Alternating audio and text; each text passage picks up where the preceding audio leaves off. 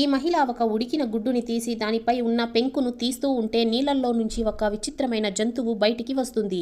అది ఈ మహిళని చూస్తూ ఉంటుంది. దాంతో ఈ జంతువుకి నమ్మకం కలిగించడానికి ఈమె ఆ గుడ్డుని తింటుంది. దాంతో వెంటనే ఆ జంతువు మెల్లిగా ఈమె వైపుకి వస్తుంది. అది ఒక మామూలు జంతువు అయి ఉండదు. అది ఒక మర్మెయిడ్ అయ్యి ఉంటుంది.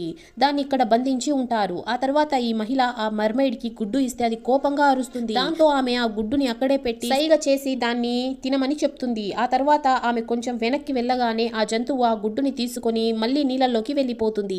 అప్పటి నుంచి ఈ మహిళ ప్రతిరోజు ఆ జంతువు కోసం గుడ్డుని తీసుకొని వచ్చేది. మెల్లిమెల్లిగా వీళ్ళిద్దరూ మంచి ఫ్రెండ్స్ అయిపోతారు. ఆమెకి టైం దొరికిన ప్రతిసారి ఆమె ఆ జంతువు దగ్గరికి వెళ్ళి మాట్లాడుతూ టైం స్పెండ్ చేస్తూ ఉండేది. ఒకరోజు వీళ్ళిద్దరూ మాట్లాడుకుంటూ ఉండడం ఒకతను చూసేస్తాడు. మరుసటి రోజు ఈమె మళ్ళీ వస్తే ఆ మర్మేడ్ కి పెద్ద పెద్ద ఇనుప గొలుసులతో కట్టేసి ఉంటారు. అలాగే దాని శరీరం అంతా రక్తం వస్తూ ఉంటుంది. అప్పుడే ఈమెకి తన వెనుక ఎవరిదో సౌండ్ రావడంతో ఈమె వెళ్ళి దాక్కుంటుంది.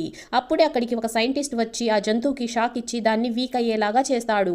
అప్పుడే ఈ సైంటిస్ట్ ఒక వ్యక్తితో ఏదో ఎక్స్పెరిమెంట్ గురించి మాట్లాడుకుంటూ ఉంటారు. దాంతో ఈమెకి ఆ జంతువు పైన ఏదో డేంజరస్ ఎక్స్పెరిమెంట్ జరగబోతుంది అని అర్థమవుతుంది. కానీ ఆమె ఏమీ చేయలేకపోతుంది. అప్పుడే ఈమె చేతి నుంచి గుడ్డు జారి ముందుకి వెళ్తుంది. ఆ సైంటిస్ట్ ఆ గుడ్డుని ఎత్తుకోగానే ఈ మహిళ దారి చూసుకుని అక్కడి నుంచి పారిపోతుంది. ఈమె తన ఫ్రెండ్ కి జరిగిందంతా చెప్పి హెల్ప్ చేయమని అడుగుతుంది.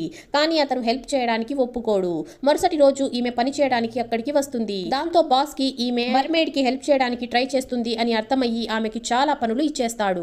అయినా కూడా ఈమె తన పనులన్నీ పూర్తి చేసుకుని ఆ జంతువు దగ్గరికి వెళ్లి దానికి ఉన్న సంకెళ్ళన్నీ తీసేస్తుంది. అప్పుడే అక్కడికి ఒక అతను వచ్చేస్తాడు. అతన్ని చూసిన ఈమె భయపడిపోతుంది. అప్పుడే అతను వీళ్ళని ఏమీ చేయకుండా ఆ సంకెళ్ళకి ఉన్న కీస్ ని ఆ మహిళకి ఇచ్చి ఎలాగైనా దీన్ని ఇక్కడ నుంచి తప్పించేయమని చెప్తాడు. ఆ తర్వాత ఏమవుతుందో తెలుసుకోవడానికి పార్ట్ 2 అని కామెంట్ చేసేయండి. వీడియో నచ్చినట్లయితే లైక్ చేసి ఛానల్ ని సబ్స్క్రైబ్ చేసుకోండి.